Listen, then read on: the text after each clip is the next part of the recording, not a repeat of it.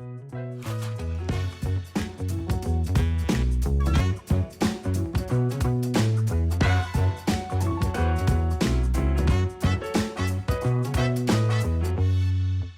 Brooke. Aloha, Jeffrey. How's it going? Good. How are you? I am doing great. I just convinced my dog to be quiet. I fed her lunch and I hid tiny amounts of her kibble in every nook and cranny of my house to occupy her as long as possible. Nice trick. That's pretty Thank you. cool. And Thank and you. why do you say aloha every time? Are you Hawaiian?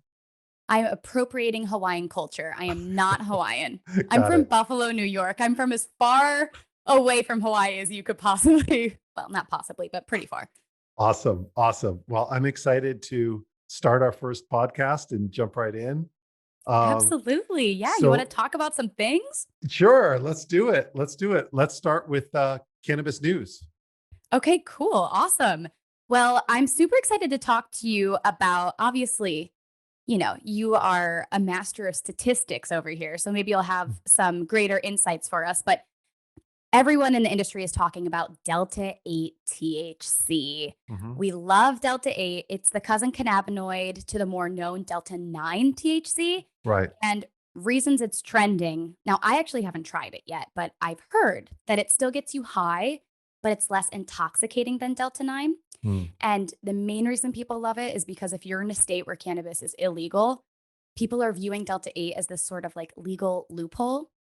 Right. Because, yeah, the Farm Bill made hemp legal in the US, and you can extract Delta 8 from hemp, Right. which makes it like potentially legal. It's a sneaky gray area, if you ask me. But because it's not regulated federally, it's not regulated by any states. And because when you extract it from hemp, it's in such small amounts, manufacturers they're like synthesizing this cannabinoid and Mm. using some toxic chemicals along the Oh, way. Jesus. Yeah, to Yeah. make a bounty of it because people in Texas are going crazy for the product and there's just not enough of it. So Mm. they're just like basically creating it in a lab and it can be not so good for you, of course. So because of this, some states are banning Delta 8 altogether, Mm. which is really disappointing because to me, the most important thing is that people get their medicine. And Right. a lot of people are viewing Delta 8 as medicinal. It helps you. You get the benefits of weed without anxiety, which Mm. is something I'm prone to anxiety and paranoia. Mm. So from cannabis. So I would be really excited to try Delta 8. So this is just like another one of the instances in cannabis where regulation is not moving as fast as science. Mm. And it's kind of a detriment for some people. Yeah, it sounds like part of a long story of just weirdness and bad things happening because of the prohibition of cannabis. I remember Yeah. reading a few years ago about synthetic marijuana was kind of on the streets and people were dying of it. And it's Yeah, just it spice. yeah, right. And it's That's a just street name, Jeffrey. is it my bad. But but it's so sad because cannabis itself is safe and it's really not harmful and really super helpful for a lot of people. And to channel that demand into something that's sketchy and dangerous and probably puts money in like pockets of people that are doing illegal activity. It kind of reminds me of that there's people that have to basically distribute and buy Delta 8 because regular cannabis isn't legal. And that's super sad. Yeah, Uh, you put it better than I could have. Have you tried Delta 8? no, I didn't really know. And I didn't know that there were supposed benefits of Delta 8 versus Delta 9. It's like, it's basically the same molecule, but the carbon atom is bonded in a different place or something like that. Precisely. Is it supposedly different? Well, okay, again, I haven't tried it yet, Yeah. but one issue is that a lot of the products are isolates because Yeah. again, there's just not enough of this cannabinoid in the hemp plant, so that you have to like vaporize it or dab it or something like Yeah. that. But people are saying that they are still getting high, but they're getting less high. So it's a more manageable Okay. situation and it's also helping to mitigate anxiety and depression, which And it has like a whole other bevy of benefits as well that I don't know of right now. Yeah. But Yeah. I just imagine there are a lot of people selling it and buying it because they can't get the real thing. And not to say that it's totally. not a good thing in itself. But hopefully we'll get to a place where it's not these laws that are dictating what people can consume, but actually they can find what really works for them. Um, Absolutely. And it's yeah. kind of there's a tricky it is really interesting to me that people are saying that they think Delta 8 is legal because of the farm bill, Hmm. but it's actually the cannabinoid is actually listed on the Controlled Substances Act as a Schedule 1 drug Hmm. alongside Delta 9. So we've got like conflicting legislation that Interesting. yeah, that just Interesting. makes the whole thing a Yeah. confusing wormhole. Yeah, there's a lot of these drug legal gray areas for different types of substances. Uh, Kratom is one of those. Have you seen that around? Yeah. There seem to be always these new plants or funguses that people distribute that kind of give you something that feels like it should be an illegal feeling and it's legal for a while until somebody decides it shouldn't be legal anymore. We just need to just get beyond all of that stuff. I mean, it would be great if the government was worried about health and safety. That I'm Mhm. totally in favor of that, but it seems like all of the laws are just being shaped more around social control than anything else. Absolutely, which probably is, that leads me to ask you about your topic of the day. Um, Uber, Yeah. how does that segue from one to the other? To me, as major corporations start to Yeah, push for legalization because they see profitability, that's yeah, going to inevitably, lead to where we want the industry to go. yeah. That's an interesting way of thinking about it. So the story, the news of the day I was going to bring was it's a few weeks old, but the CEO of Uber, his name's Whose really name really hard I to. cannot say his last I name. listened to it on YouTube like 4 times trying to learn it, but I'm going to butcher What a it. So his professional. name is Dara K, and he was asked in an interview if they'll ever get into delivering cannabis. They deliver food now. I think they're interested in delivering alcohol. And his answer was sort of like, "Yeah, sure." My initial reaction was good luck, knowing just how hard it is to deal with all the regulations of cannabis. It seems like it seems like a really easy thing to do, but the all of the crap that the people who are actually delivering, distributing cannabis have to deal with. I think in the short and medium term, it's going to be cannabis centric, cannabis specific companies that are dealing with the distribution, just because there's so much know-how that goes into that.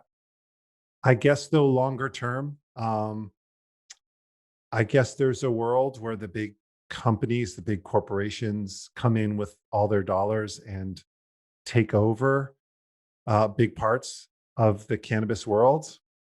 Um, and I guess that's inevitable. I don't think about that a lot, but I guess we are going to be in a world someday where big alcohol, big retail, uh, those companies are going to come in and sell cannabis like everything else.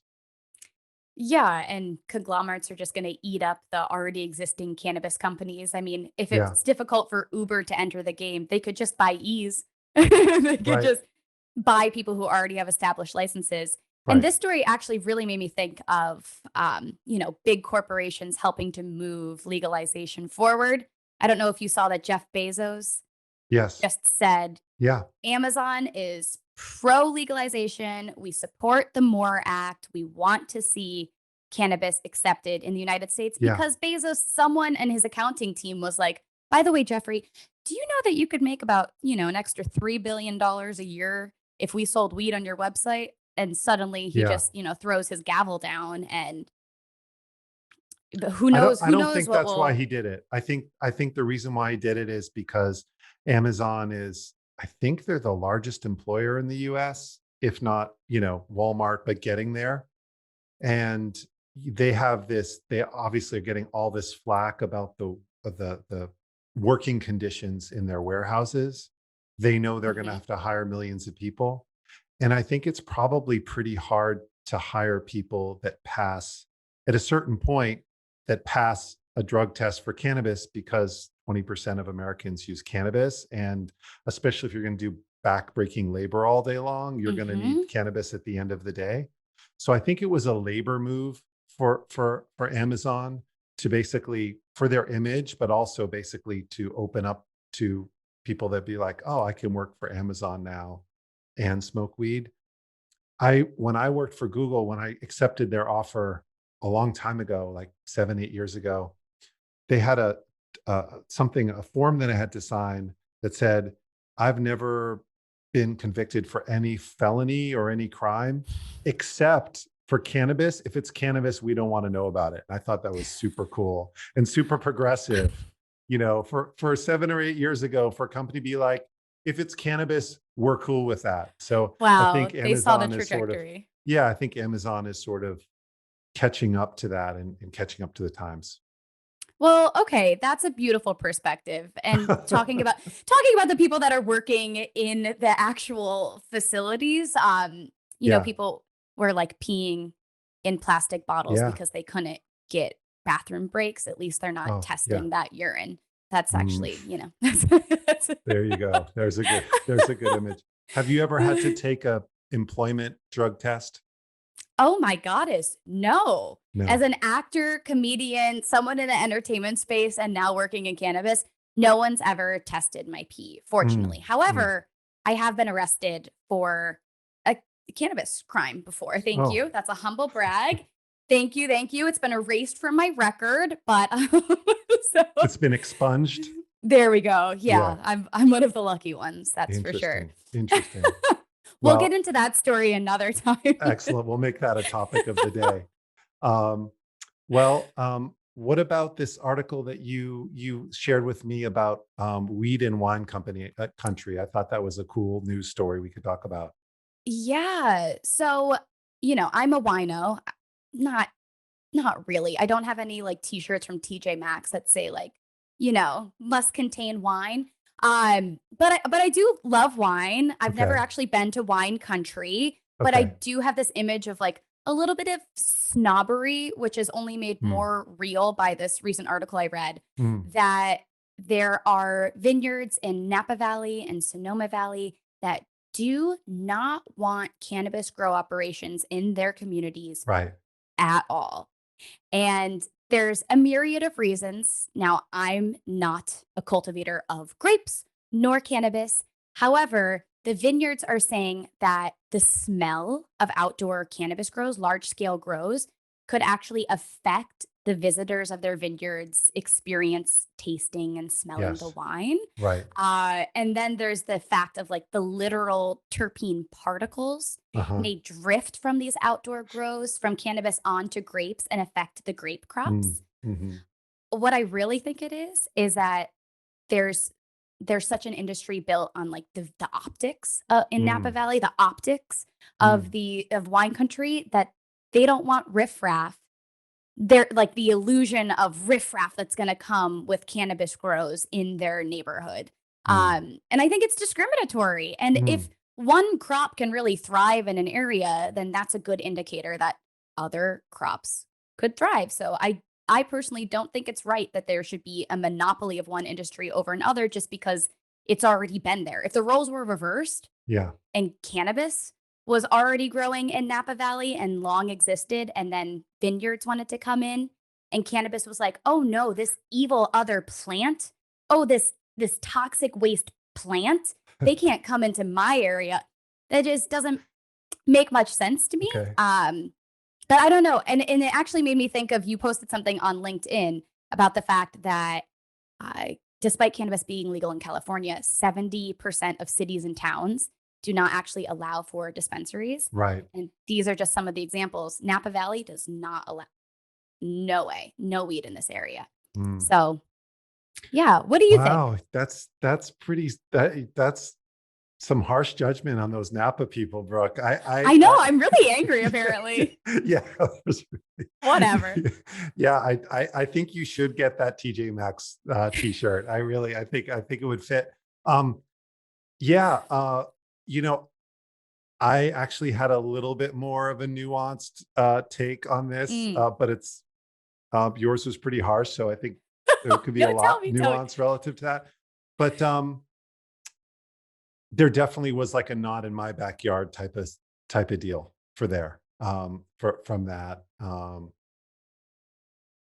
And there's probably a lot of just discrimination, and this is low class stuff. There definitely was that woven in there. It was sort of like we don't want low income housing in our neighborhood because it's going to add to traffic. There definitely was that vibe in the story. But what I also picked up in the story is that a lot of these cannabis farms are industrial scale. So I think there could be a legitimate deal with like, we don't want a 700-acre crop in our area. I think maybe that could be legitimate because it's more of an industrial operation. We're a small farm. I also picked up that the cannabis farms need a lot of security, and they need a lot of fencing, and they need a lot of security, and they need like, in that may kind of harsh the vibe of driving through wine country, and so I The don't know if postcard won't look as pretty with the the fences in the postcard won't background. look as pretty with like the helicopters circling overhead. I don't know. It seems like there was a lot of, the world is changing. We don't want it to change, and we've got a good thing going here, and we don't want cannabis in it because cannabis is bad. But there also seem to be some legitimate uh, points about, can we at least deal with this change in a thoughtful way before we ruin the experience of all these tourists coming to Napa Valley. So, And that I totally understand, yeah, because I do know that large scale cannabis grows. I mean, if you've ever been to a grow op, yeah, it is stinky. It it's is stinky. undeniably stinky. So Yeah, whether it's wine country or you're trying to build a grow up near a school or near a yeah, neighborhood, there does need to be, yes, addressing like the basic issues that these yeah. grow operations do bring. But can't we all just get along? That's really my biggest takeaway. I hear that. I hear Do, that. That do that you that like wine?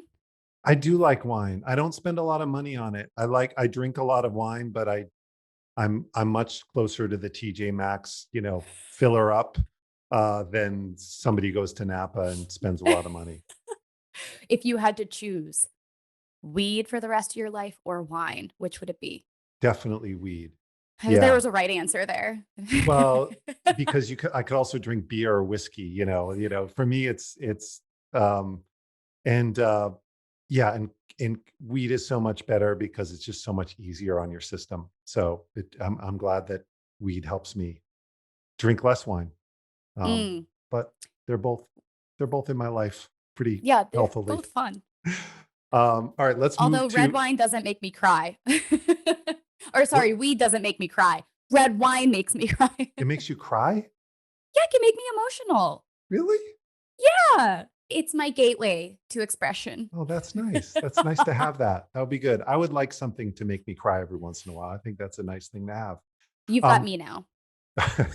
and all right, so let's do now the cannabis stat of the week.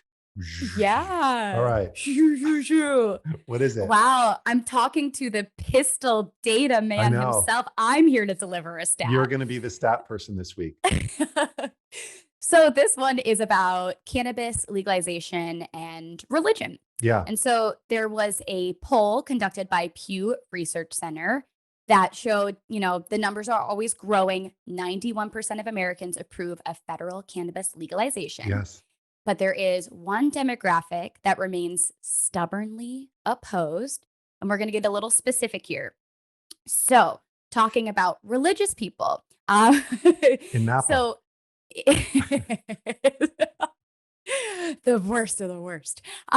So, only 44% of white evangelical Protestants approve of legalization. Mm.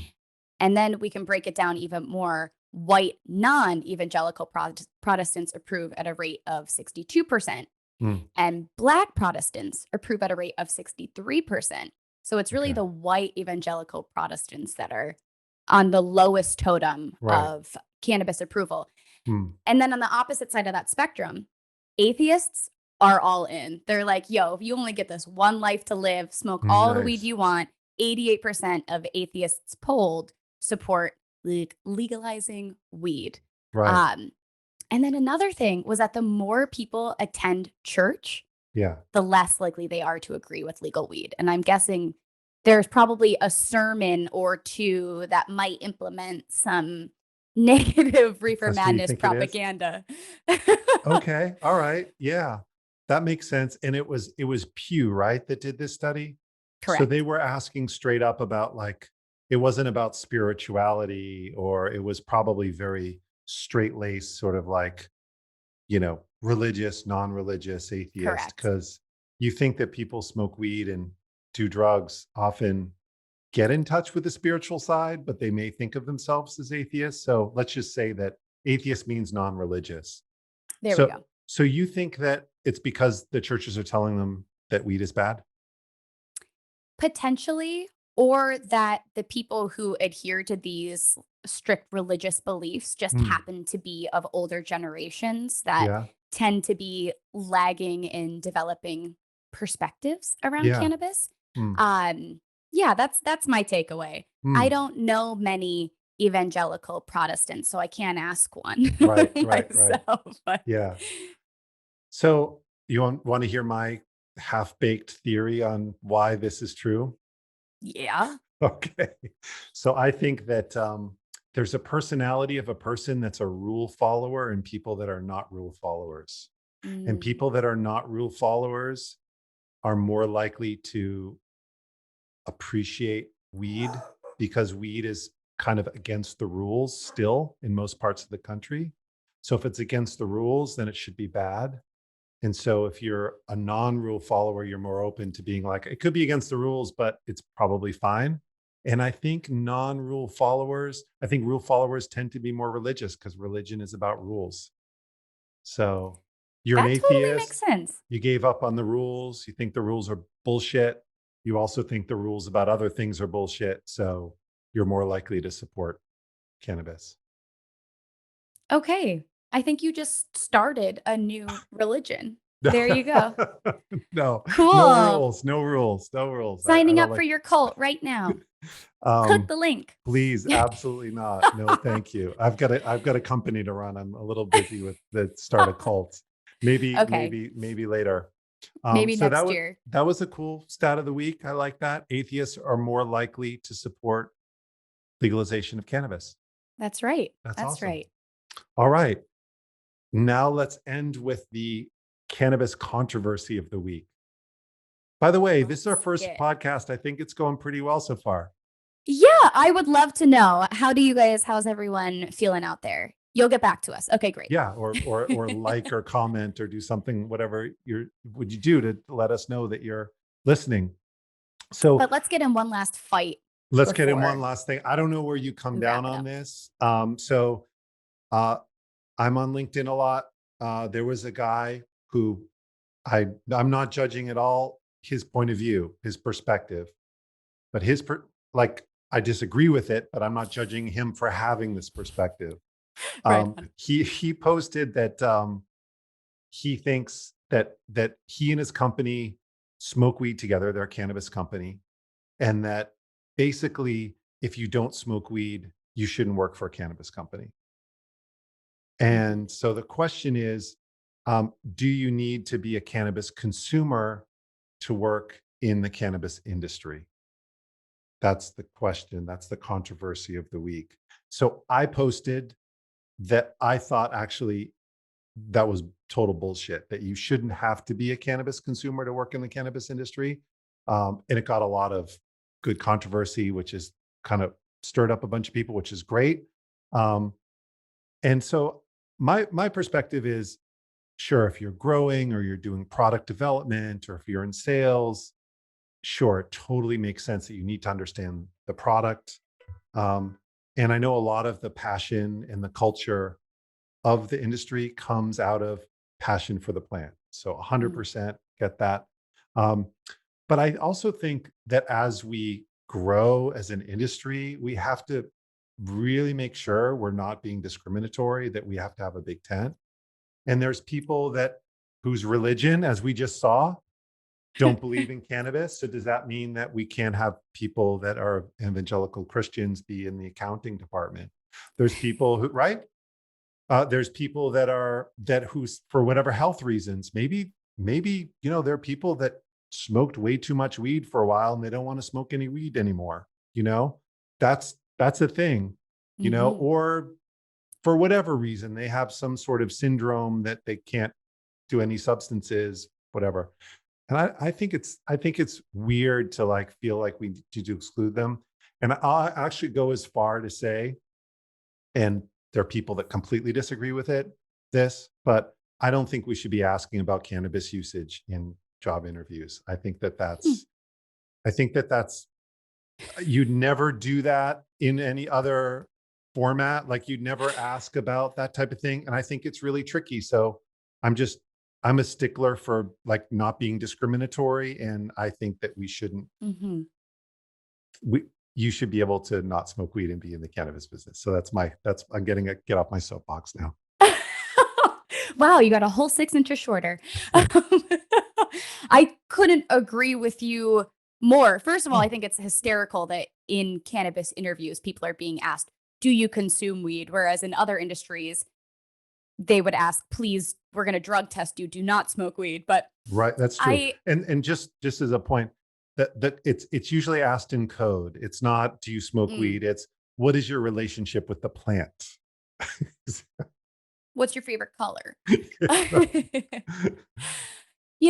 I think that as the industry continues to grow and evolve with how many different people are involved in this space, we are going to need experts from outside industries Yeah. to amplify and level up the cannabis space. So Mhm. if someone worked at Oakley, a sunglass company, and they entered into the cannabis space, there's no guarantee that that person smokes weed, but they still have a level of knowledge and expertise that could benefit whatever brand or company they're Yeah. working for.